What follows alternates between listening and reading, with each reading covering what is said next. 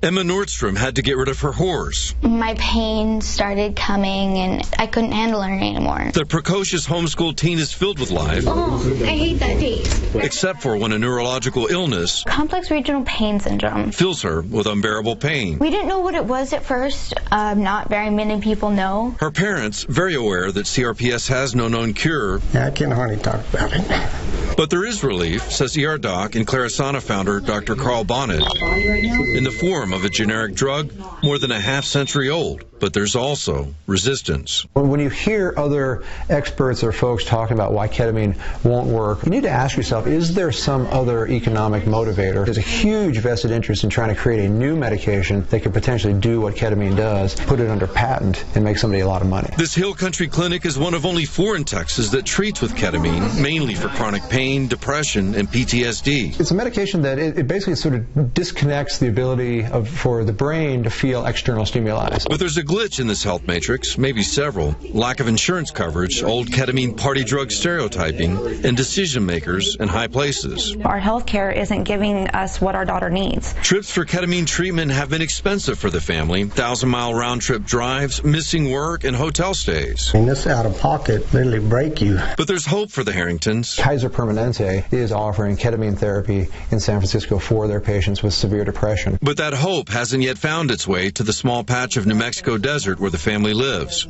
Emma's dad, a soft-spoken man, quietly made a plea. I would say that hopefully it never happened to your daughter. Alex Schreck. Our life has changed forever. KSAT 12 News.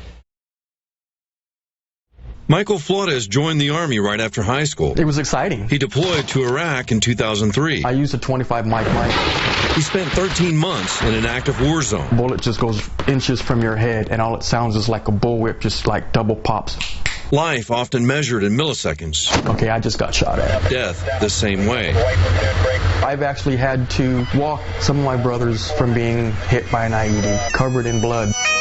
Even worse still, when friends die. I heard over the radio Sergeant Calderon, Pablo, was pronounced killed in action. But bereavement and active combat don't mix. I actually broke down. My first sergeant walked over to me, grabbed me by my arm, and says, "Cry later, we got a mission to continue." Later, happy to be back at home. But Flores brought war with him. My wife looked at me and she's like, "It'll be okay.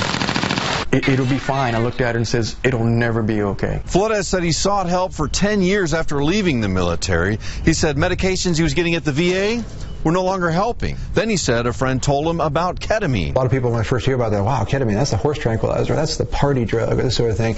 And that's rubbish. Bonnet also said a lot of decision makers have never been on a battlefield. Until you've been in a situation where you really have had a rocket land near you, or you've been shot at, there is absolutely no way to understand that, to really describe how that is and describe what the veterans are going through. Flores said before he met Bonnet, suicide was a consideration. Only way that you can see out is by killing yourself. But now, says the veteran of foreign war, I build Legos, I ride motorcycles, I go to the range, I bowl. There's hope. Ketamine is a bit of an antidote to take away some of that burden. I'm happy, but I want more still. Who doesn't? Who doesn't want more out of their life? Alex Schreck, KSAT 12 News.